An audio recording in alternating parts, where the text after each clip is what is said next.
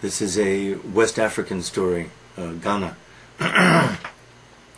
A man had lots of property, lots of animals, lots of fields, lots of slaves, and he was going to die. Now, in his community, the tradition was that when a man died, he would leave everything not to his own sons, but to his sister's son, his nephew. Story. There was a very old man who lived in Guadalajara, and he was going to die. He didn't have money at all, but he had a diamond, and he had 3 sons. So he had to decide to which son he should give the diamond. The diamond had been in the family for a long time. He didn't want to sell it. This is a Filipino folk tale. Often in folk tales, the poor girl, Snow White, Cinderella, marries a prince, and in this case the roles are reversed. Juan, Spanish name, Juan was a relatively poor boy, and he loved to gamble, and usually he lost, but okay, this is the American folk story of John Henry. It was the end of the Civil War, and the slaves were free. John Henry was a black man. He was very tall, very strong, and he worked on the railroad line, building railroads, which required a lot of strength, and very strong men worked there. Once there was a woman who had a lot of money but no children, and apparently she had no husband either. She was always sad, and so she asked her friend, how can I get a child? And the friend suggested that she go to a poor woman who lived not far away. The poor woman had 12 children and was desperately poor. And this is the story of the little snow girl, the little daughter of the snow. Once there was an elderly couple, not rich, not poor, who lived at the edge of the forest, but they had no children, and they were sad because they wanted a child so much, and often they would look out the window. This is called the Blue Cat. There was a king in Indonesia. This king was the king of an island, probably. Anyway, and he loved cats. He loved all cats, but his favorite cat was a white cat. And he kept this cat on his lap as often as possible. This cat had a ruby collar. A story called The Blue Rose. Once there was an emperor in China who was very old. He had a daughter who was very beautiful, delicate, smallest feet in China, and who had exquisite taste in art objects, as the Chinese have tended to have. So the old emperor was going to die, but before dying he hoped to find the boastful traveler. A traveler had traveled all around the world apparently, and returned home, as travelers do, to tell people about his adventures and various experiences. One of the stories he loved to tell was that at Rhodes, that's R-H-O-D-E-S, an island in the Mediterranean, I jumped so far that no one had ever seen anyone jump that. Hi, I'm going to tell you another story. This is an Indian story, and I learned a few Indian stories. Okay, The Boy in the Red Sky. Once there was a young couple, Indians, man and woman. They had no children, and they lived isolated on an island. He would go hunting and fishing often. Okay, our first fable of Aesop's fables, we say Aesop, is The Boy Who Cried Wolf. This is very well known, I know, but it's worth telling. A shepherd boy, used to tend the flock of sheep. You need all of these words. And such a job is very boring, by the way. Imagine the boredom of a shepherd. A man had 4 sons, but the sons were always quarreling with each other and could never get along. Sorry. the man tried to tried to persuade them to get along and be united and cooperate with each other, but in vain.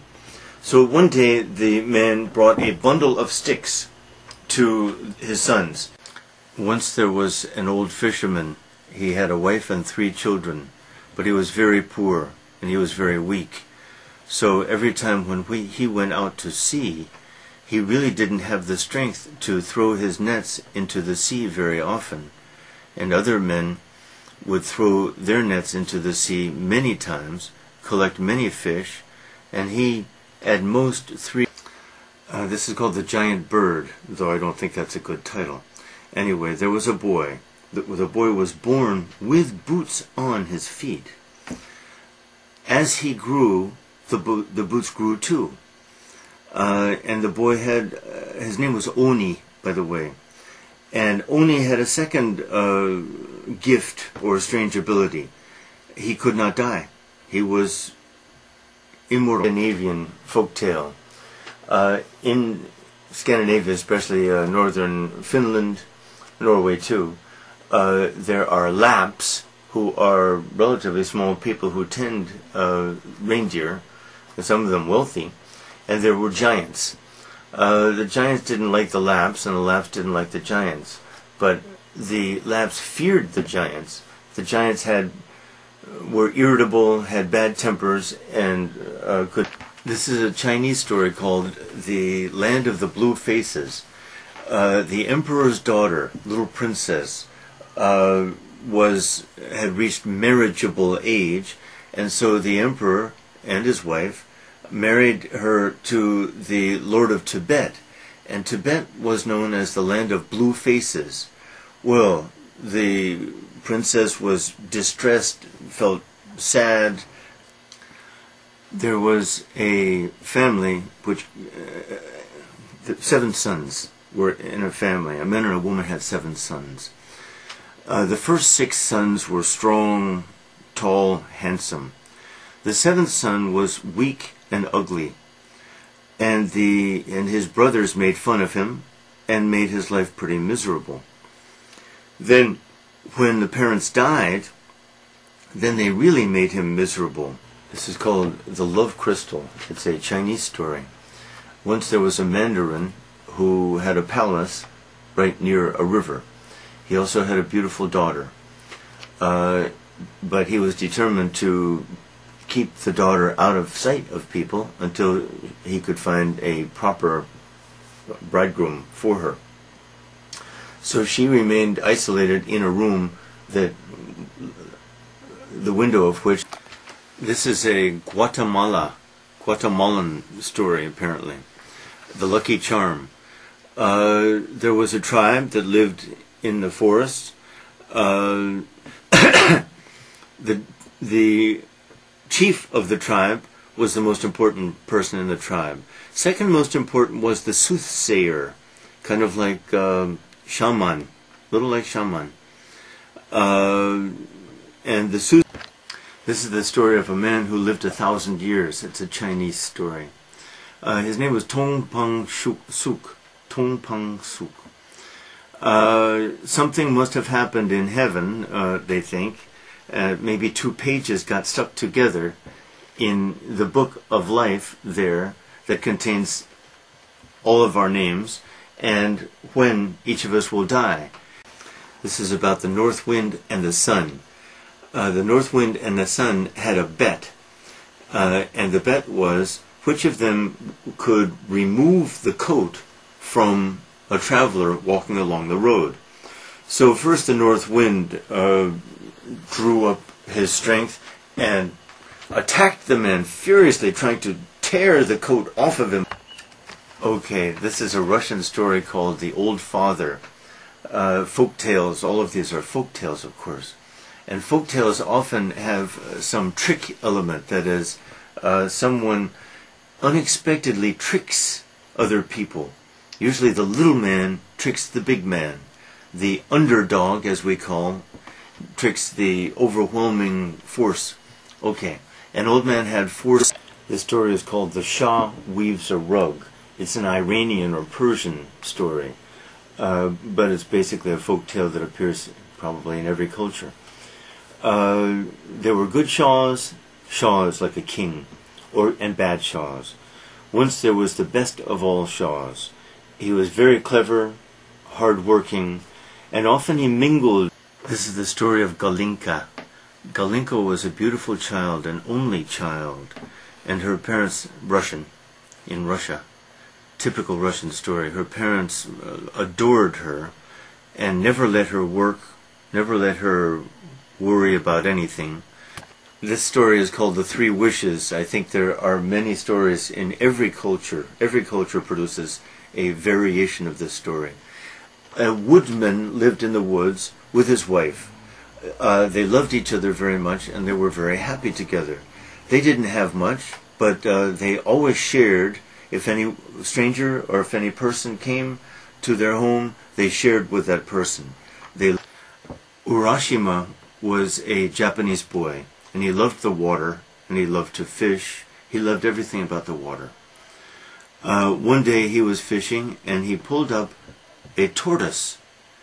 But the Japanese believe that tortoises live 1,000 years. So he decided this tortoise still can live a long time, threw it back in. I'm going to tell you a story that I heard a long time ago. Once there was a chief, Indian chief, who lived in a village, of course. This chief was very powerful. He was a great warrior, and he was fearless. He feared no one. He feared nothing. It attempts to explain the monsoon. I forget what Koreans call it, but the rainy season. In Western countries we call this monsoon. I think it's an Indian word from India. Anyway, the story goes, there was an emperor in Vietnam, and he had a daughter, the princess. She was beautiful, and she, at the beginning of the story, this is the story of the woodsman's daughter and the lion. One day a woodsman was in the woods, getting wood, of course. Suddenly a lion appeared to him. He couldn't escape, so he fell down and begged the lion not to eat him, not to kill him. The lion, speaking of course, said, "Okay, I won't kill you, but